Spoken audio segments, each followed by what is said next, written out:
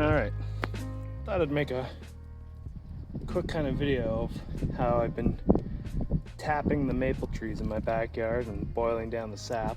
All very DIY, make it up as you go along style. I have watched a couple tutorials on YouTube and that to get a general gist of what the best practices are, but mostly been just making stuff myself out of things I can find easily and cheaply, just for fun. This is just for fun. This is kind of the setup I've got on all my trees that I've tapped.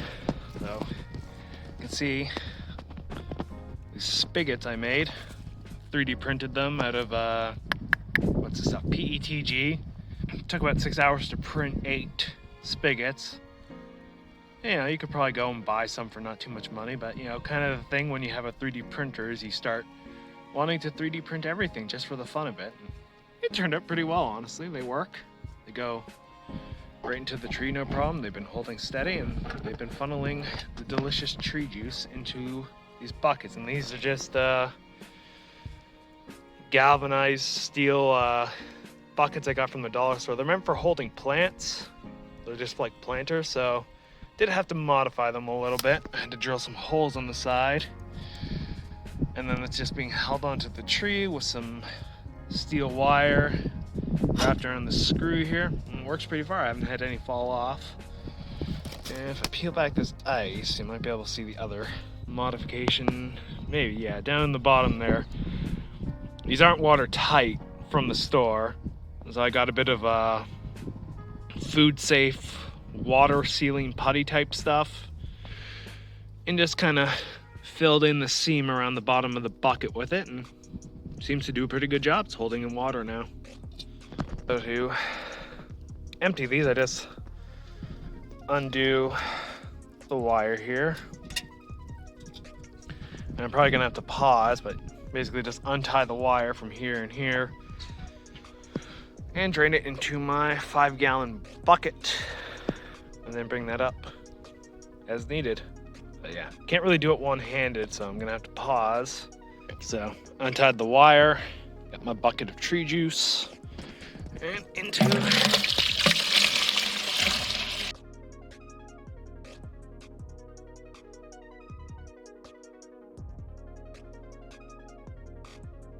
just 5-gallon you go. Yeah, not the quickest or most efficient method, but I've only got a handful of trees in my backyard. I'm not like doing this on an industrial scale, so for my own personal enjoyment and fun, it works pretty well. So this is what I've been using to filter the raw tree sap off. It's a filter meant for doing car stuff. It's an automotive filter, but if you look down in there, it's got an inbuilt little screen mesh. And I just cut this handle, lets it sit nicely up against my pot. And then I can just take this measuring cup, scoop out some sap, and pour it on through the funnel into my big stainless steel pot that I used to boil down in. It's not a super fine mesh, but it filters out all the big chunks because you got to filter off the sap as it boils down anyway. This is a good pre-filtering stage.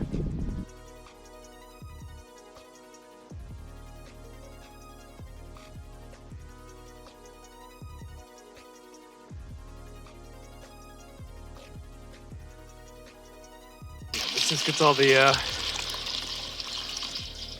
big chunks of crap floating around the sap out before you boil it down. Any tree bark and leaves and dirt that manages to get into it, it'll catch up pretty well. All right, so now you got your big old pot full of delicious tree juice. You need to boil it down into delicious maple syrup. And there's a number of different ways you could go about this depending on your situation. You could use a barbecue to heat it. I'm out of propane right now, and thanks to Big Daddy Vlad taking the Russian army on a tour through Ukraine, the price of hydrocarbon fuels has gone through the fucking roof. So not particularly cost effective to use propane or Caro or anything like that. But I had a little single electric stovetop burner thing running out here, but problem with that, it's only 1500 watts. I was finding it was barely able to get this big old pot warm. It was losing a lot of heat to the outside air. Yeah, 1500 watts outdoors when it's, you know, barely above zero, like all this surface area was losing a lot of that heat just to the outside air. And this was taking forever to boil down.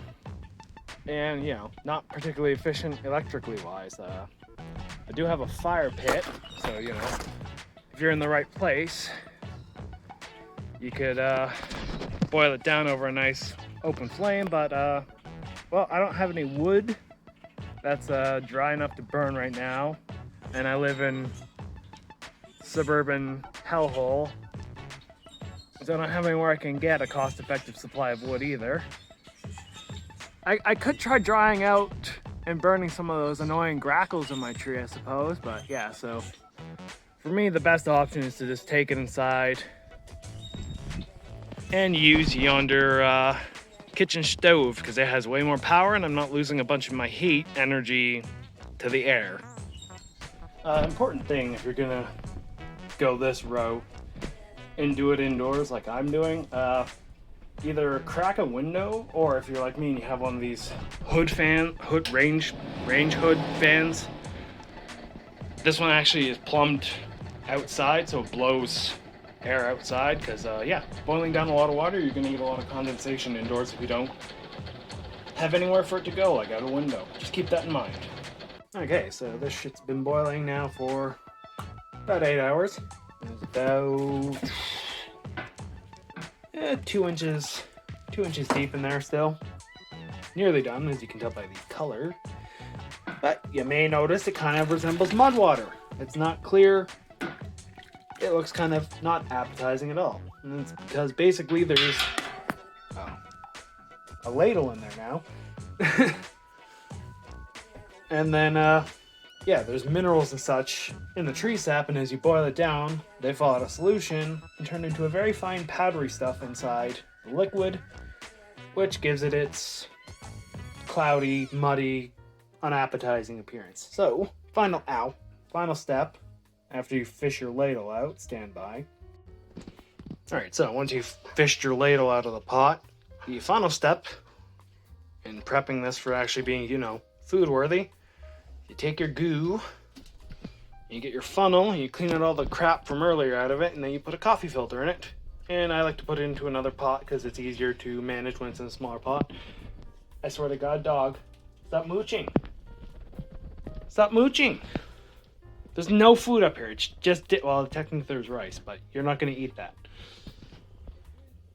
Anyway.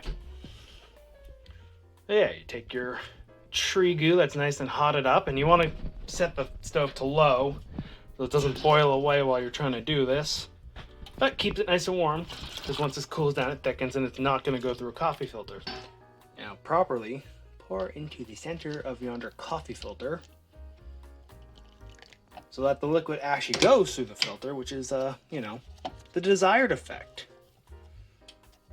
And once it's damp, you can kind of mush it to the side and then it'll stay in place. And yeah.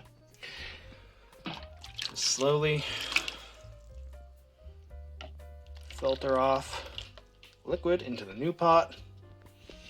I should mention that the cloudiness, the minerals that fall out of solution, they're not toxic or dangerous or anything, just they will eventually clump up into bigger chunks as it cools down, and you know, no one really wants gritty syrup, so best to filter it off. Been boiling this stuff down for nearly 12 hours now. Started with 12 liters and I'm down to here. It's nearly done. The trick for determining when it's ready is you need a candy thermometer, or other kind of thermometer really, and you wait for it to get to a specific temperature, which is dependent on how much above sea level you are. But for here, where I am, I'm basically waiting for it to hit 105 degrees Celsius, like how to tell when it's ready. Basically, fresh out of the tree, the sap is mostly water with only a few percentage of sugars and such. And so, water at sea level will hit 100 degrees Celsius and be boiling, but it will never go above 100 because any extra energy that goes in gets carried away by the steam. So boiling water will always be perfectly 100 degrees Celsius at sea level. But as you boil away the water, the solution becomes more and more dominated by sugars. And it reaches a certain point where the sugar is a big enough part of the solution that it actually will raise the boiling point. So once it hits a certain temperature, you know the right amount of sugar has been reached. And for my case, it's 105°C. As you can kind of see, it's still right at 100°C, so it's not quite done yet, but it's getting close. Alright, so you can see, barely, that the temperature's starting to creep up past 100, so getting almost there now. You also notice visually that the boiling will kind of change, and instead of a few big bubbles forming like normally with boiling water, you'll get a lot more little bubbles and become more frothy, I guess, as it becomes more of a syrup. Alright, so it's hit the 105°C mark, and as you can see, it's kind of turned into this big, foamy, bubbly, gooey mess kind of looking thing. So now I'm going to pour it into these mason jars, and I'm not going to record myself doing that because I'm not doing that one-handed. It's a hot syrup. It'll hurt if I spill it. Alright, so I got it all poured in jars. 2.5 250 ml jars, so 625 milliliters of syrup, give or take. Yeah, pretty good deal. I'm happy with that. It's hot still. Still fairly cloudy, but I'm hoping it should all settle out at the bottom overnight as it cools. Important thing to do, once you have the lid on nice and tight, make sure you flip it upside down. Like that.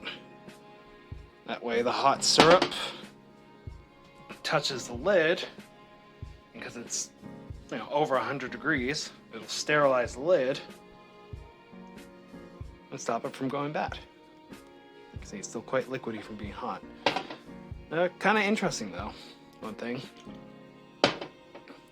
It's quite a bit darker than some earlier stuff I made this year, a couple days ago. That was my first batch. This is this batch.